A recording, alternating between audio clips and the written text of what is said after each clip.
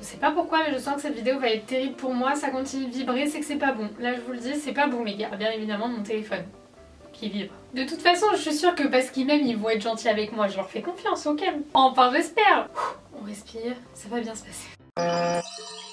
Hello tout le monde, c'est Cindy, bienvenue dans une nouvelle vidéo sur ma chaîne, j'espère que vous allez tous très bien. Et j'ai mal au ventre parce que je sais pas, cette vidéo elle va être horrible. Oh là là. Aujourd'hui ça va être un peu particulier parce que c'est pas vraiment moi qui vais...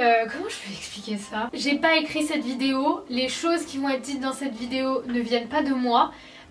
Et du coup ça promet parce que je ne sais pas. En fait j'ai reçu par message de personnes qui me sont chères et proches, qui me connaissent très bien, des faits sur moi, des choses que j'ai pu faire, des traits de mon caractère, enfin bref, je vais savoir en fait à travers eux ce qu'ils se rappellent de moi, ce qu'ils pensent de moi. Du coup j'ai pas du tout lu les messages, j'ai un peu peur de ce qui s'est dit là-dedans. Mais bon, on va faire ça ensemble, voilà. Qu'est-ce que vous voulez que je vous dise? Moi c'était mon idée, j'ai des idées de merde, bah, maintenant j'assume. Hein, voilà. Quoi qu'il en soit, j'espère quand même que ça va vous plaire, donc n'hésitez pas à mettre un petit pouce en l'air et à vous abonner. C'est juste en bas, on est presque 150 000. 150 000 les gars, juste... À quel moment? Est-ce qu'on en parle ou pas? 150 000, je sais pas si vous vous rendez compte, c'est tout à fait normal, absolument. Non, c'est un truc de fou et d'ailleurs j'en profite pour vous remercier d'être toujours plus nombreux à vous abonner et à faire partie de cette grande histoire avec moi et ça me touche vraiment. Donc voilà, en tout cas, je vous propose qu'on commence. C'est parti, let's go. Alors... Oh non mais c'est une blague. Mais on va m'afficher comme jamais, mais non. Oh non. Bon, le premier fait c'est tu dors la bouche ouverte. Les gars, c'est totalement vrai. Moi il faut pas me voir quand je dors, ça fait peur. Ça fait très très peur parce que je dors les yeux à moitié ouverts et la bouche ouverte. Donc ça donne à peu près genre ça.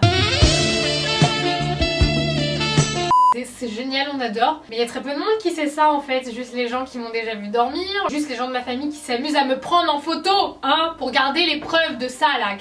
Pourquoi vous faites ça? Arrêtez, laissez-moi tranquille. Tout le temps quand je m'endormais dans la voiture, vous pouvez être sûr qu'il y avait soit mes soeurs, soit mon père qui prenaient une photo de moi en mode horrible. Genre, merci beaucoup. Ça commence bien. L'alcool pour toi c'est de l'eau, à part la tequila apparemment.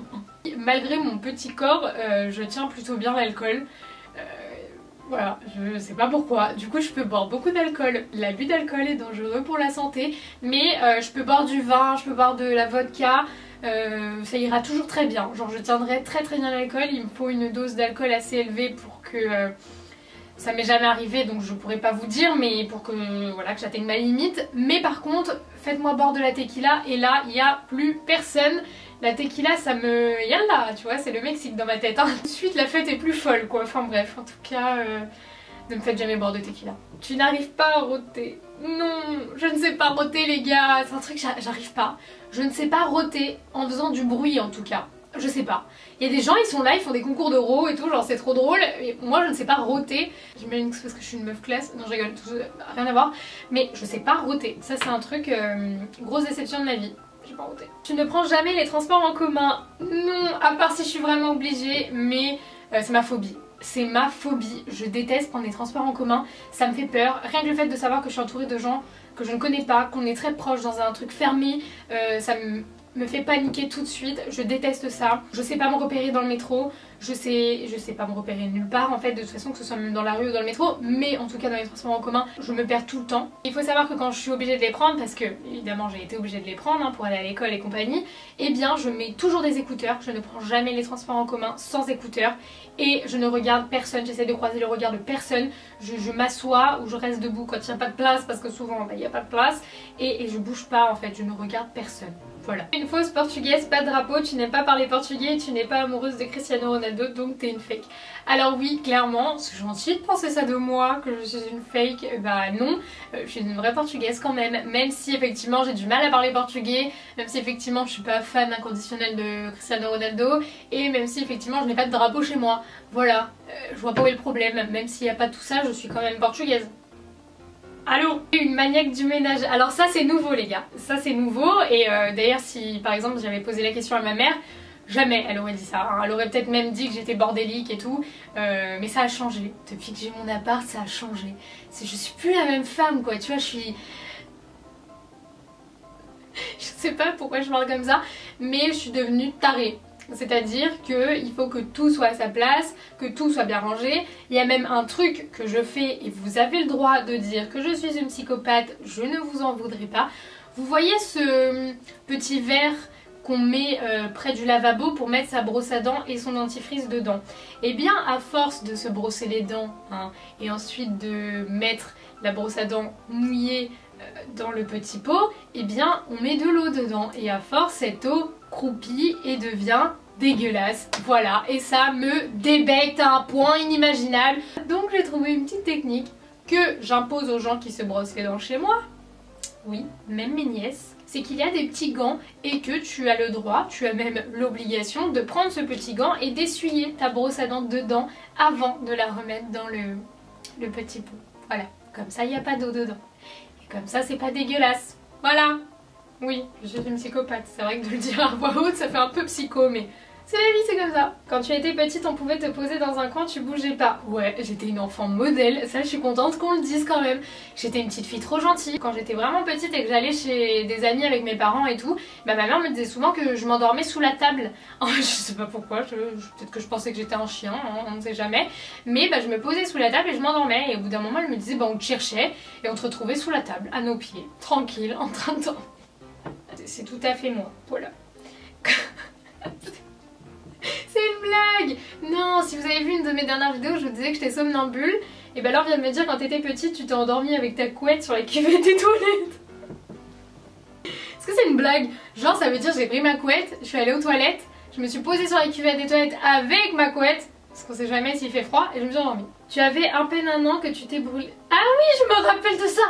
Oh là là les gars, mais j'avais oublié. Tu avais à peine un an que tu t'es brûlé la main en la posant dans une assiette à manger car elle était trop chaude. En fait ma soeur s'occupait de moi et elle me faisait à manger. Et vous savez les petites assiettes Blédina que vous mettez au micro-ondes, et bah du coup elle m'avait fait chauffer ça, mais elle l'avait fait genre chauffer je sais pas 15 minutes au moins. La meuf elle avait pété les plombs, le truc il était archi brûlant. Et comme une idiote elle l'a posé devant moi et moi qu'est-ce que j'ai fait évidemment parce que voilà j'étais au moins aussi débile qu'elle. Et bah j'ai mis ma main dedans et ça m'a brûlé qu'on a dû m'emmener aux urgences. Voilà, et c'est vrai que je ne m'en rappelais pas.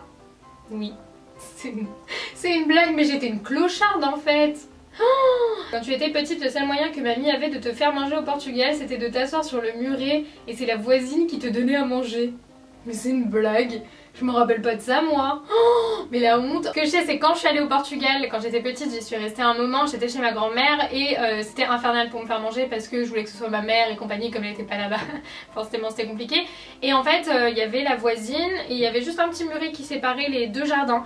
Et donc bah, visiblement c'était la voisine qui me donnait à manger sur le muret.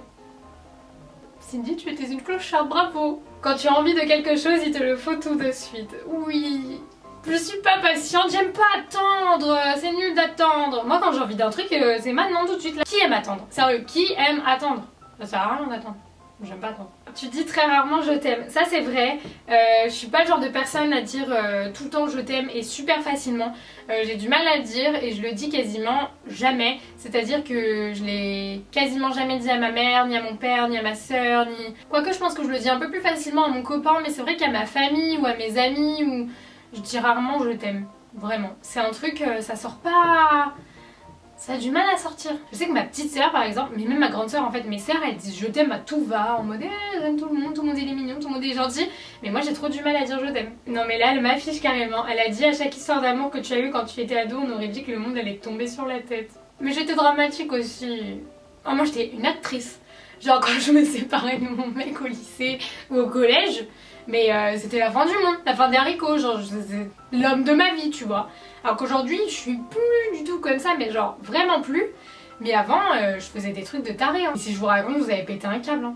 Genre vraiment moi mes histoires d'amour au lycée et au collège, c'était pas joli à voir hein. Quand il y avait rupture, attention. Ma soeur elle m'a ramassé pire qu'à la petite cuillère. De drama. Toujours plus de drama. Drama queen. Voilà. Non, on n'a pas le droit de dire ça. On n'a pas le... Non, je suis désolée, moi je le dis pas. Voilà, moi je dis pas. Non. Ah non, non, non.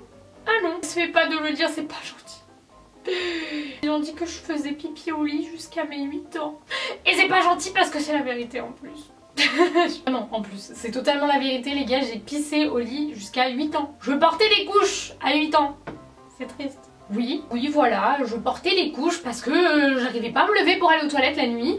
Et du coup j'ai fait pipi au lit super tard. Et c'était archi gênant parce que ma petite sœur elle-même ne faisait plus pipi au lit. Et moi j'ai fait pipi au lit jusqu'à très tard.